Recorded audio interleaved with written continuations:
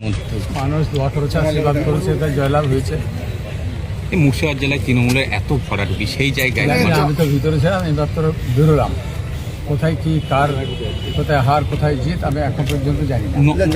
9টা seat পেয়েছে Trinamool, BJP 8টা, এবং রাজ্যে 100 পৌঁছাতে পারেনি তৃণমূল। না, মানুষের রায় আমাদের মেনে নিতে হবে। কেন এই এত কেন এই পরাজয় মানে মুর্শিদাবাদ জেলার ক্ষেত্রে?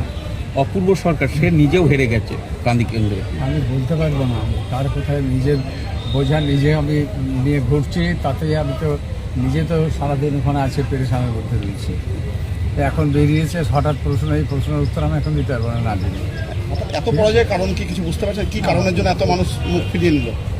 শোনা, তোমরা যেভাবে প্রশ্ন করছো আমি বলছি তো কিছুই আমি এই উত্তর দিতে পারবো না। উত্তর দেওয়ার মতো না সেরকম পরিবেশ নেই। আপনার জয়ের বিষয়ে যে আশাবাদী ছিল সেটা কতটা মার্জিন ছিল, কত এসে? এটা 11,000 সামথিং রয়েছে।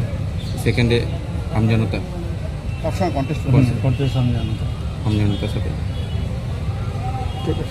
4 মাসের আমজনতা, 4 মাস বয়স, তাতে তারা দুটো সিট করলো এবং অনেক কটা সিট কন্টেস্ট করলো। আপনার সাথে কন্টেস্ট আমি বলবো না, বলার প্রয়োজন নেই। ঠিক আছে, যার যা স্বাধীন দেশে স্বাধীনভাবে সুস্থভাবে মানুষ একটা ভালো পরিবেশে মানুষ নির্বাচন করেছে, ভোট দিতে পেরেছে। ভোট অধিকার সবারই আছে, সমান আছে। যে যাকে পেরেছে তা পছন্দ হয়েছে তাকে দিয়েছে। তৃণমূলকে মুখ ফিরিয়ে নেওয়ার কারণ কি? কোনো মানুষ মানে কি কারণে যে এসআইআর হলো? এটা বাবরি মসজিদ কি বড় এফেক্ট করেছে তৃণমূলের ক্ষেত্রে? আমি জানি, আমি বলতে পারবো না। ঠিক আছে।